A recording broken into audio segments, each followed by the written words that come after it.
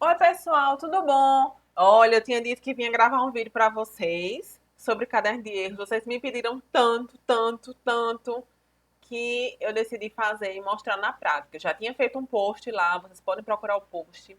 Mas se o post não foi suficiente, se vocês ainda têm dúvidas, vocês precisam ver esse vídeo, né? Não só ver o vídeo, como valorizar a professora de vocês, porque hoje é sexta, sexta à noite.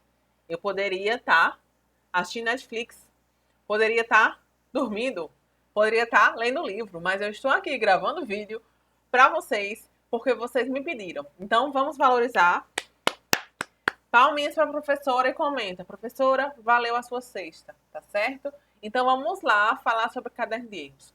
Finalmente, professora, o que é esse caderno de erros que a senhora tanto fala, todo mundo tanto fala desse caderno de erros?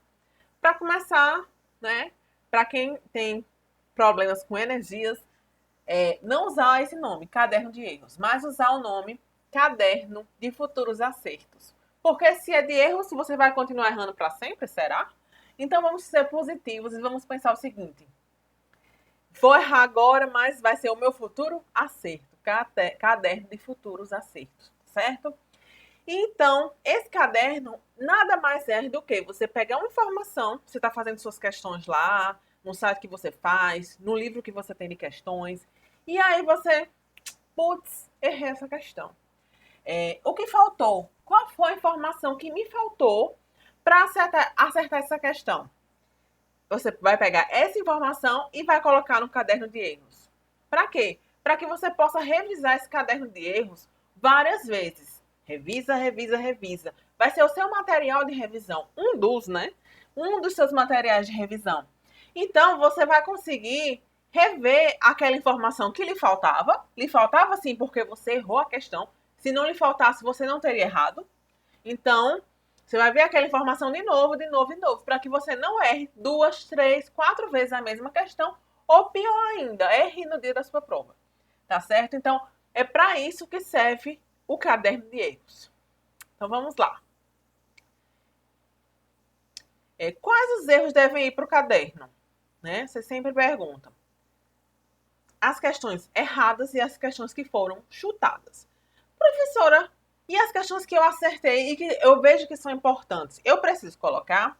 Você precisa fazer, na verdade, uma análise sincera, certo? Esse é o momento de você ser sincero com você mesmo.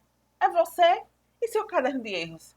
Não adianta você querer dar uma de bonzão e dizer, acertei, olha, meu caderno de erros tem duas questões aqui.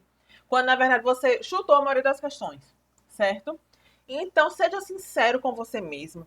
Aceite que você não sabe a informação ou que você não tem certeza sobre aquela informação e coloque a informação no caderno de erros. Aquelas questões que você acertou, certo? E que você percebe que você já tem marquei o X, nem fiquei na dúvida. Você já tem aquela informação bem fixada na sua memória, no seu conhecimento. Você não vai colocar no seu caderno de erros. Porque essa informação, ela não precisa ser fruto de revisão. Porque ela já está na sua memória a longo prazo. Você não vai esquecer disso, certo? Você não vai esquecer. Tem coisas que a gente não esquece. Será que você vai esquecer os princípios administrativos, limpe, você não vai esquecer isso. Aí você precisa colocar isso lá no seu caderno de erros? Não, entendeu? Então, são essas informações que você já tem de uma forma muito consolidada que você não precisa colocar no seu caderno de erros. Então, caderno de erros você vai colocar erros e chutes, tá certo?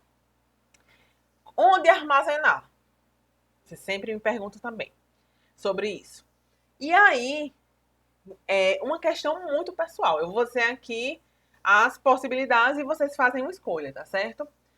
O arquivo digital, né? Seu caderno digital, caderno de erros digitais. E aí você pode fazer no Word, você pode fazer no Evernote, no Notion, no OneNote, em qualquer um desses aplicativos de anotações. E você consegue organizar lá, tá certo?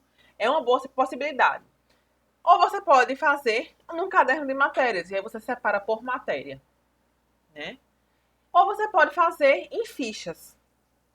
E também aí você separa por matéria e por assunto. Então, vai do gosto do concurseiro. Se você gosta de escrever, você faz na ficha ou no caderno. Se você preferir digitar, você faz no computador. Qual é a vantagem real de fazer no computador você consegue pesquisar rapidamente, né, por determinado assunto, conteúdo ou uma informação que você quer lembrar que está lá no texto. Ou quando você voltar para aquele assunto e for continuar seu caderno de erros, porque já está fazendo mais questão daquele assunto que você já estudou. E para você também viajar, se deslocar, pode ver o caderno de erros no trabalho, num tempinho que você tem, numa espera de um médico, sem precisar ter que ter lembrado de levar o caderno de erros. Então, essa é a vantagem real do caderno de erros na função digital. Porque fica numa nuvem e você tem acesso em qualquer lugar. Não se perde, não se amassa, não pesa, não esquece, tá certo? Então essa é a vantagem. Mas quem gosta de escrever mesmo, faça do jeito que você mais gosta. O mais importante no concurso é fazer o que funciona para você, certo? Então não se prendam. Ah, só fica melhor se for digitado. Fica. Mas se você não rola para você digitar, você não gosta de digitar, vai demorar mais você fazer escrito, mas vai ser melhor para você, tá certo? Pronto. Então, devo incluir no resumo também essa informação?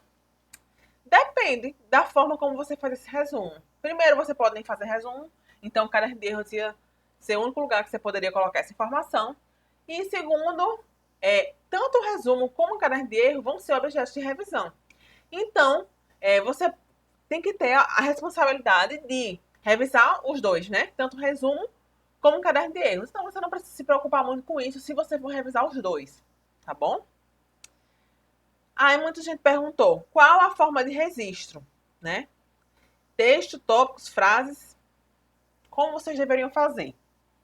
E aí eu digo para vocês, vocês não devem copiar a questão, nem os enunciados da questão. Você deve pegar somente a informação. Extraia somente o que é necessário, somente aquilo que você não sabia, somente aquilo que lhe fez errar a questão. E coloque no caderno de erros. Então, o ideal é que você faça frases, certo? E não, de jeito nenhum, copie o enunciado ou a questão inteira, pior ainda, tá certo? Porque o caderno de erros é como se você estivesse fazendo um resumo das questões. Então, tem que ser com as suas próprias palavras, tá certo? Devo incluir artigos de jurisprudência? Vamos lá, o artigo, para você colocar artigo tanto, tá no artigo tal, tá no artigo Y. Eu não fazia isso porque eu não vejo utilidade.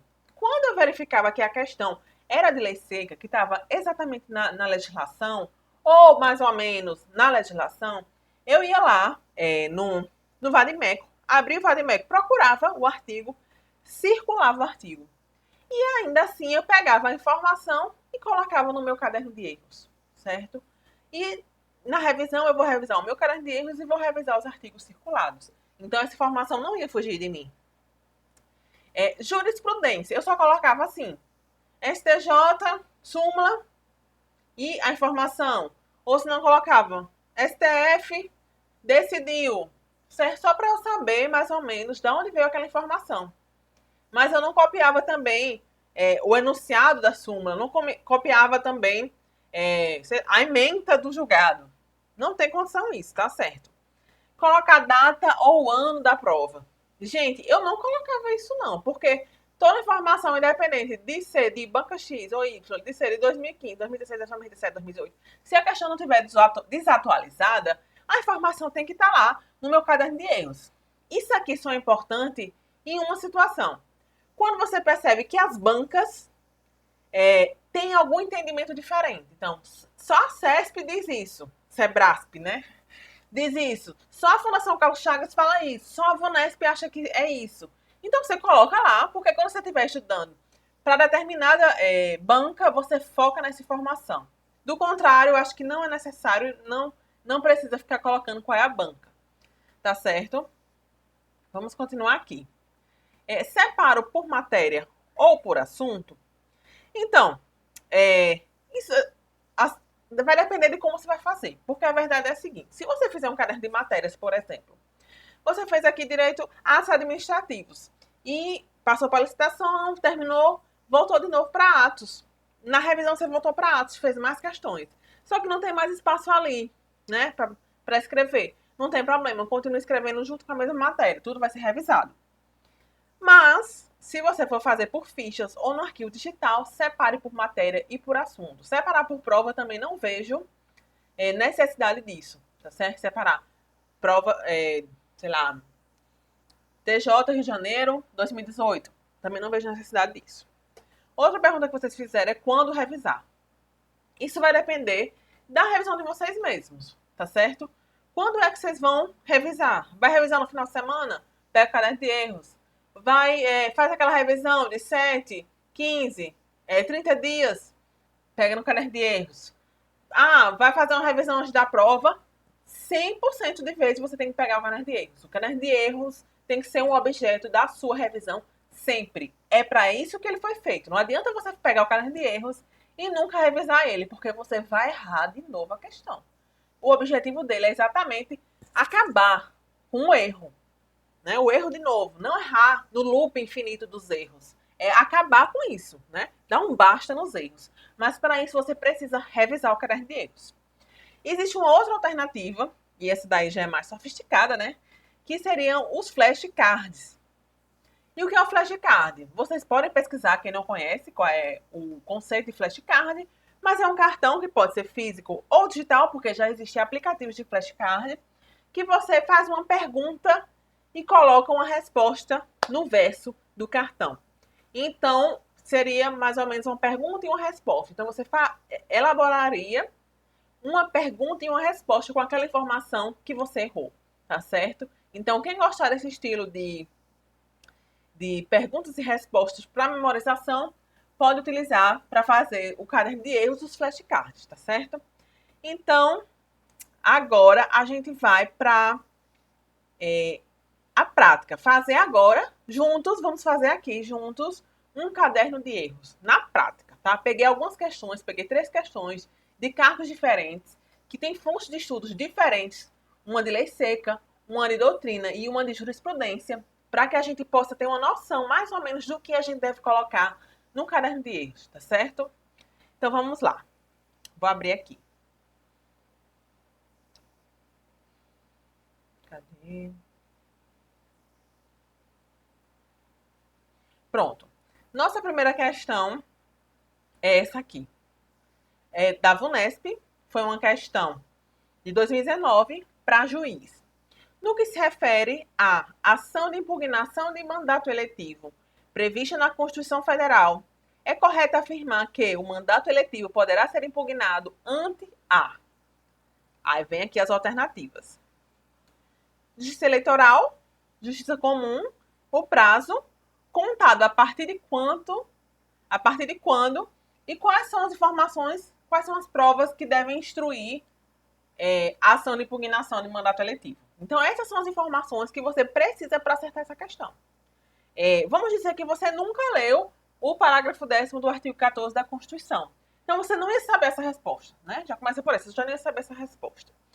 E aí, qual é a informação que você precisa? Então, você errou. Vamos dizer que você errou tudo e botou aqui que era essa, justiça comum. Então, você errou feio. Pronto. Errou rude. Errou total. Professor, eu vou me desesperar. Pronto, aí você vai fazer seu caderno de erros. Tudo bem, você já percebeu agora como é a resposta. Onde está essa resposta? Está na Constituição. Vai no artigo. No artigo 14, no parágrafo 10º, circula lá. Circula, né? O número do artigo, o número do inciso. Pronto, e aí você vai para o seu caderno de erros. A gente vai fazer o caderno de erros aqui junto, certo? Aí você escreve constitucional. Já está escrito lá, né? Porque não é a primeira vez que você está fazendo isso aqui, mas vai lá que fosse. Aí, direitos políticos. Qual é a informação que eu preciso aqui colocar? A ação de impugnação de mandato eletivo é na Justiça Eleitoral. O prazo é de 15 dias da diplomação e deve ser instruído com provas de abuso econômico, corrupção ou fraude. Então, essa é a única informação que você precisa colocar lá no seu caderno de erros. Isso aqui, certo? Não vai copiar artigo, não vai copiar enunciado aqui da própria questão. Então, qual seria a resposta certa? Seria a letra A, certo? Essa sim é a resposta certa. Essa não é a resposta certa. Pronto. E aqui é seu caderno de erros. Aí você vai vir vai fazendo mais questão de direito político e vai colocando aqui, tá certo? Pronto.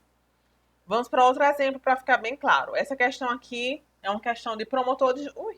Essa questão aqui é uma questão de promotor de justiça, certo? É uma questão que tem como base a jurisprudência. Então vamos lá. De acordo com o STF, a própria questão já está dizendo aqui que é de acordo com o STF. Prestem atenção no que a questão está ali falando. De acordo com o STF, é assegurado às pessoas transexuais o direito à alteração de prenome e gênero em seus registros civis. A. Desde que o juiz competente constitua a identidade de gênero do requerente. B. Caso tenha sido realizada a respectiva cirurgia de transgenitalização, mesmo que o juiz não tenha constituído a identidade de gênero do requerente. Desde que a identidade de gênero autopercebido pelo requerente seja atestada por certificação médica ou psicológica. D. Desde que fique anotado nos documentos do requerente que ocorreram as alterações requeridas para a garantia da segurança jurídica. E ainda que o requerente não faça prova da identidade de gênero que é autopercebida.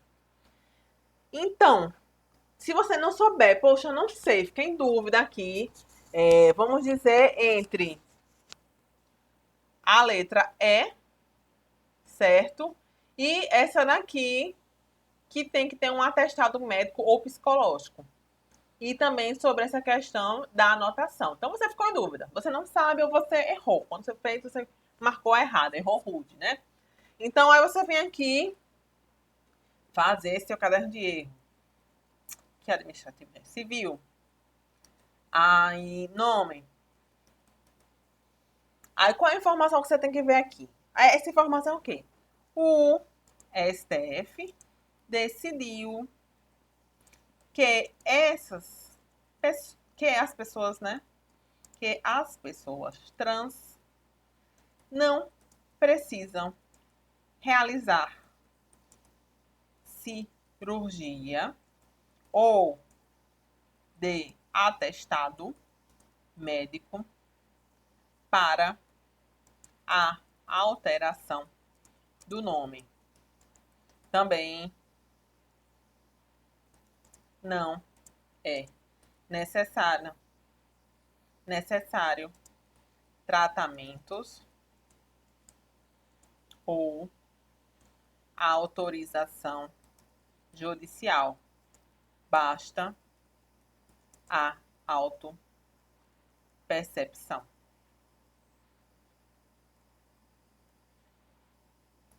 Para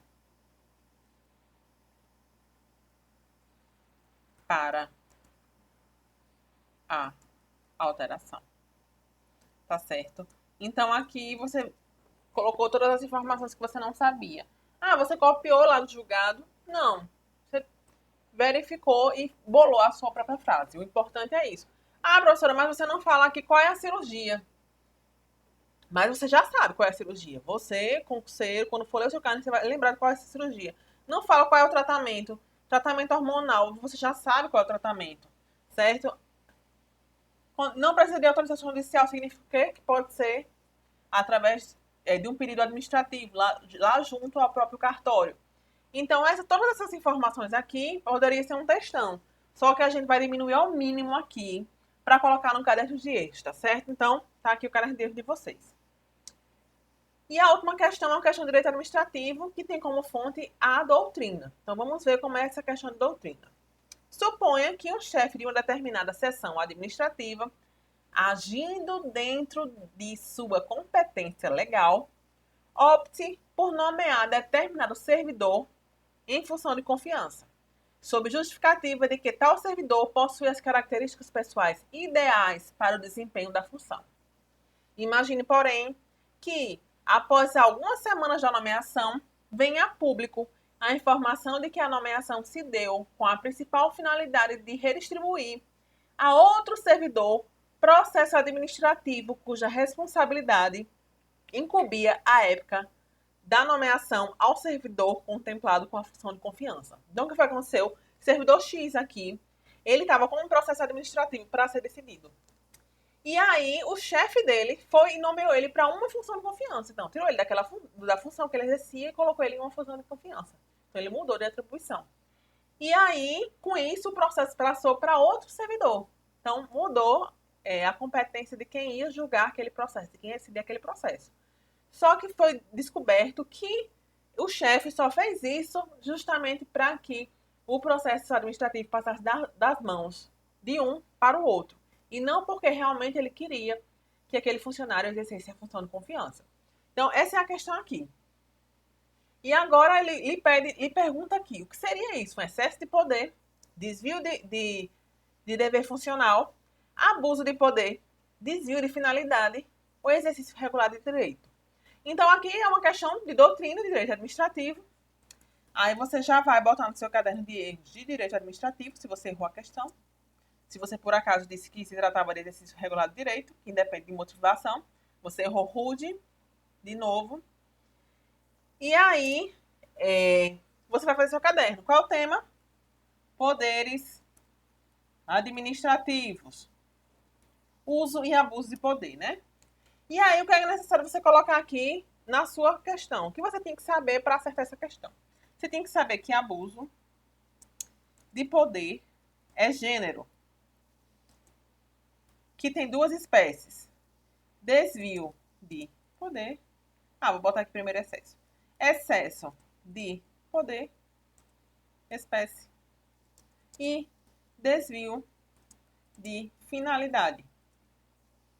Desvio de poder, espécie, certo? Sendo o excesso de poder um vício de competência e o desvio de poder um vício de finalidade. Eu tô botando aqui bem resumido, tá, pessoal? Mas isso era suficiente para você acertar a questão, porque aqui na questão já falava o seguinte, que o chefe ele tinha competência legal. Então, o que fosse aqui, excesso de poder, você já poderia cortar, letra A, né? O abuso de poder se verifica quando a gente age de forma arbitrária, assumindo atribuições impróprias do seu cargo. Também não seria, porque seria o gênero das duas espécies. Então, teria que ser tanto fora da competência como sem as finalidades. Então, se cortava aqui também. Aí você chegaria, que era a letra D, desvio de finalidade, o qual se verifica quando o agente público, embora dentro da sua competência, afasta a finalidade prevista para a lei na prática do ato. Então, tá aqui o seu caderno de erros. O que eu quero mostrar a vocês é o seguinte, você não precisa colocar informações extras, né? Informações para ficar completo, informações para ficar lindo, o caderno de erros mais completo que já se viu no mundo. Não é esse o objetivo do caderno de erros. Caderno de erros é para você, é um arquivo pessoal. Você não vai mostrar para o seu examinador, você não vai compartilhar com seus colegas de concurso. Você vai ficar só para você, o caderno de erros. Só serve para você, porque só você que está errando essa questão, certo? Então, coloque da forma que você consiga ler rápido no momento da revisão e que você consiga entender. Suficiente para você. Você sabe que esse G aqui, em abuso de poder, é gênero. Você sabe que esse é espécie. Você sabe tudo que você escreveu, você sabe o que foi você que escreveu. Você sabe que aqui é ação de impugnação do mandato eleitoral. Entendeu? Então, para você, do jeito que você acha melhor. Então, essa informação que eu quero passar para vocês. O caderno de erros não precisa ser um artigo científico. Não precisa ser um trabalho elaborado. Faça para você, porque você que vai revisar ele. E quanto menos tempo você gastar lendo ele na revisão, melhor, para você poder ler mais e ler outras fontes também no momento da revisão. Então, eu acho que todas as informações que eu tinha para passar sobre caderno de erros eu já passei aqui. sanei diversas dúvidas. Eu queria que, se vocês gostaram, se vocês quiserem que eu faça do mesmo jeitinho que esse eu fiz, na prática, passo a passo, os resumos, como eu faço os meus resumos, vocês vão ter que comentar aqui e dizer, professora, quero de resumos também, tá certo? Porque aí eu tenho que saber se vocês gostaram ou não do vídeo para fazer outro. Então, eu acho que é isso. Qualquer dúvida que vocês tiverem ainda, pode deixar lá na caixinha de perguntas ou aqui embaixo que eu respondo com o maior prazer, tá certo?